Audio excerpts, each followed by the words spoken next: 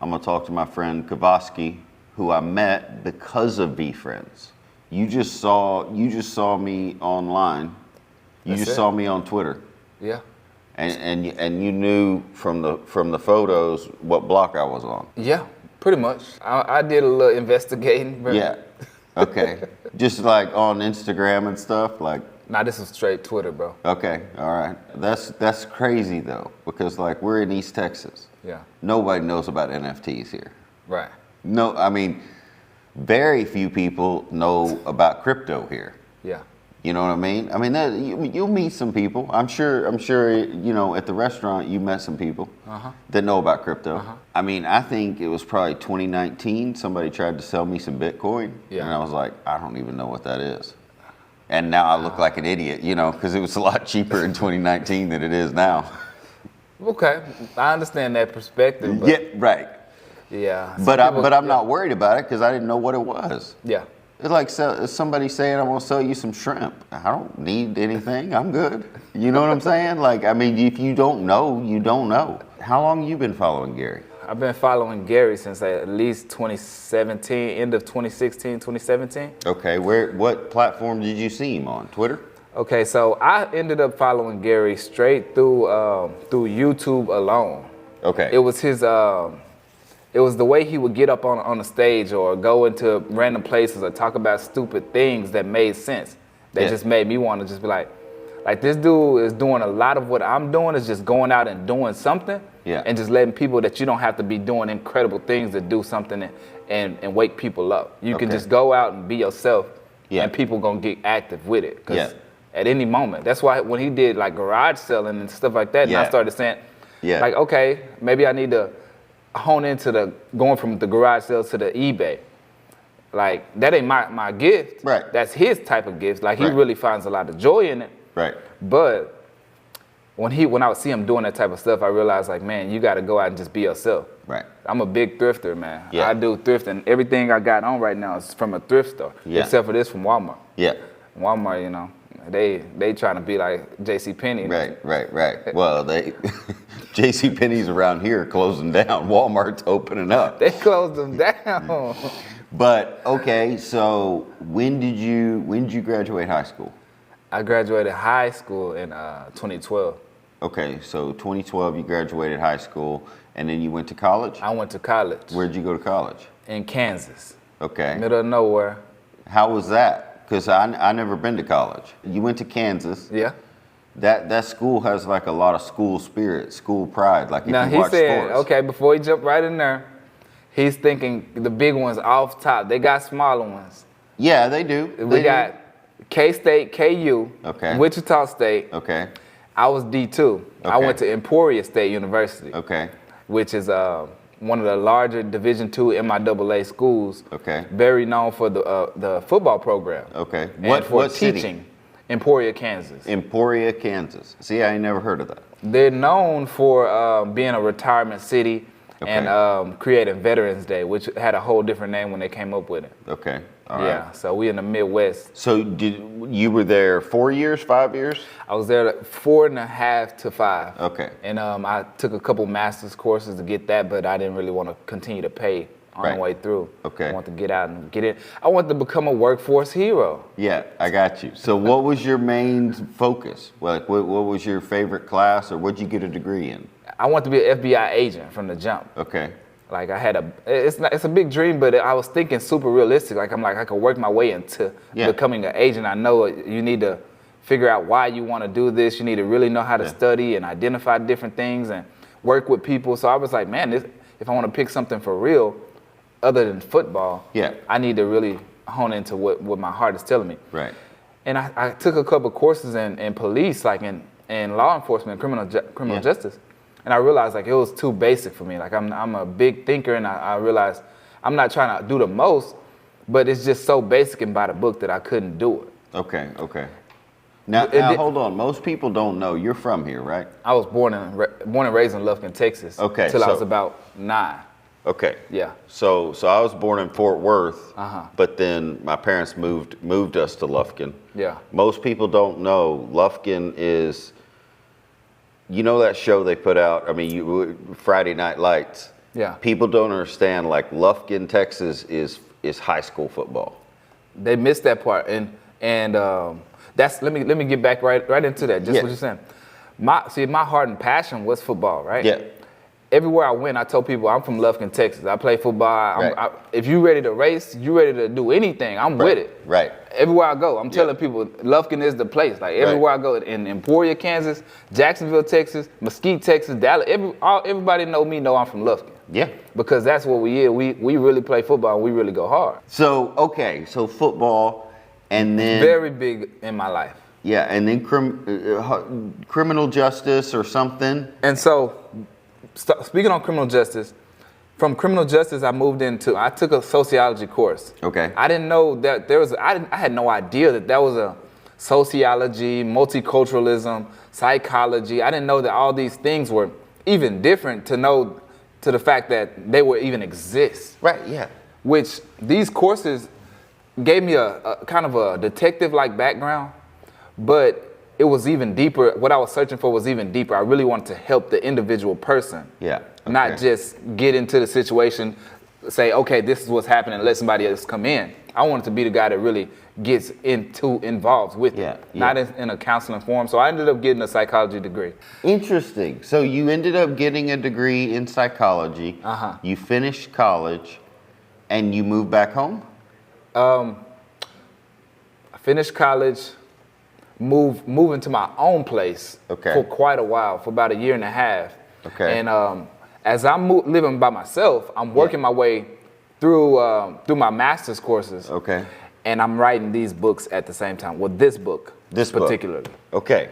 Now tell me about this book. Okay. So you wrote this. I wrote this by hand, and I wrote this by hand. Okay. And I translated them into hard copies. Okay, got you. All right. So tell me, what is why did you want to write this? This is a very big question, right? Yeah. So this book, Humans of the Ocean, The Ultimate Naivete, right? When I wrote it, it did not have this name at all. This was completely different. But I had after psychology took a place in my life, and it said, oh, okay, this really has direction. I didn't see it in the beginning, but I knew at the time that there was a sense of direction that come with everything you choose. Mm-hmm. You choose it, and you are led afterwards. Okay. And so I brought this, Ben, because this is the exact reason given to me by a friend of why I wrote this book. Okay. So I looked over an article about 2017, and I realized, starfish are a dying species because of what global warming is doing to this earth. Okay. It's warming the ocean in different ways, and so starfish have to adjust their lives based on this warming that's happening in the ocean. So when they adjust and they start to creep into new places, these are not their natural habitat. Okay. And so when they go into these places, they start to become into like a pile of mush, and they just die. Okay. And and then this little thing right here is made off of flip-flops in the ocean in Africa. Okay. The people in Africa collect this, like all these flip-flops. Okay. And then in Kenya, they collect all these flip-flops and they make these things and send them out all across the world. So they're saving the ocean. So was that just from an article you saw? Like that was about the ocean? Dude, I did so much study. Okay. On how and why, how strong a starfish is, what a starfish can do, why we need them and why we love them, why do we see them so often? We pick them up and they just look like this, like, man, they're strong, like crazy. So I did so much study. It just caught your attention. It captured my attention in every way. I'm a Christian man. Okay. So the idea of a starfish being different in the way that it is, so a starfish can lose all of its limbs. Okay. And then reproduce them back. Okay. Just like Jesus Christ did for us, sinners. Okay. All right. He was broken so that we can all be saved. So the book is about the starfish in the ocean and global warming and that sort of thing? Yes. The message of the book is, as people, specifically me being a black man, as a black young kid growing up, a lot of times it can seem as though the only destination you got in life is to go out and fight or destroy something or get yourself winded up in jail or make a bad decision against another person. But as you go through your life, you will realize like you have an option in your life to make a better decision.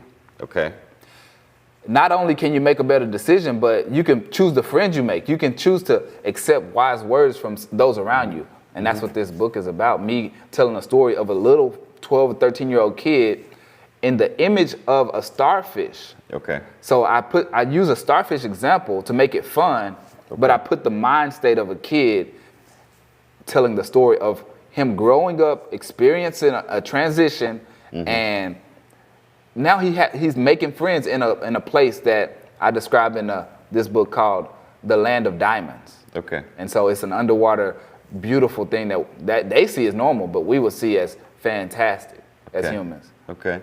And so it's funny that you mentioned being like a 12 or 13-year-old perspective, because I was on, I did a live stream last night with this guy, again, I just met on Twitter. Yeah. He goes by King of Hearts. The funny thing about it to me is at one point in that conversation last night, I told him, you know, I said, people, they see me a certain way because of all the tattoos. There's really just a 13-year-old kid in here that doesn't want somebody to mess with him. Yeah. Like, that's why I look like this. Yeah. Like, you know what I'm saying? And but from the outside, if you're an adult on the street, you look at all the tattoos and you go like, man, that guy's scary. He's been through some stuff. I don't want to mess with him. For sure. But really, it's just the 13-year-old me in here trying to figure stuff out, trying to find a way to walk through life without too many hardships. Yeah. You know what I mean? Yeah. Like, and so it's funny because I know why I look like this. But other people, they view it as like, oh, that guy's been to prison. Oh, that guy probably fights a lot. Oh, that guy has a lot. You know what I mean? and it's just a kid. And so I really like that perspective of, I think a lot more humans, I personally feel like a lot of us are like that. Yeah. We look 25, we look 30, we look 42, we look 50. Yeah. But there's just some kid in there trying to figure shit out. You're saying a lot, brother. You know, like, and then we all look at it. We look at a car accident or a relationship gone bad, or we look at why doesn't this restaurant run better? Well, there's a bunch of 13-year-olds running it. Not for real. Like, they're just a bunch of kids. Not for real. Yeah, we're just a bunch of, like, really, just a bunch of kids running this. Yeah. Okay, so I haven't read all of this yet. You gave me one, and I read like 3 chapters. Yeah. And I gave you the bottom one. Okay. Yeah, you did. You gave me the bottom one. I read about 3 chapters, and then life got busy again. You know how it is. 100%. Like I mean, you just 100%. How long did it take you to write this? I've never written a book. Okay, this second book took me 7 months to write. Okay. By hand. Okay. And then translate all in the same set. Okay. And so I wrote this book intentionally for a reader like you. Okay. Right? Which is, I wrote it for my grandmother. Okay. And I told you I wanted to bring her here so she can take a walk and see what this is like. I bought her the Accountable Ant Reeboks. Okay, okay.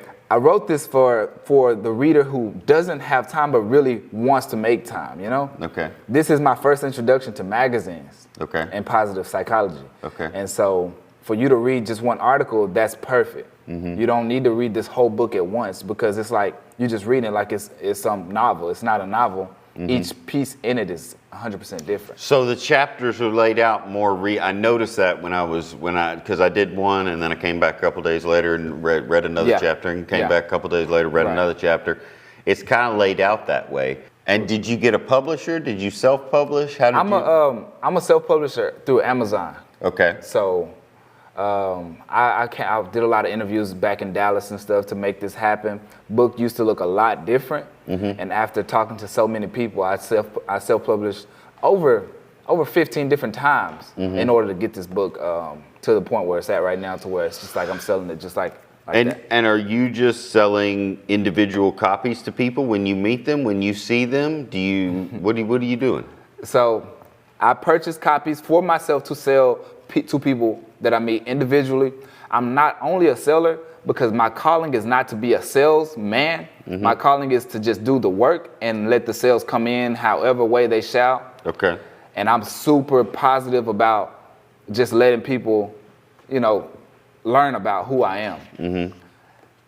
This book here, I could give this away just like that. I could give any of these away. I wouldn't just give them to a person just like take them for trash.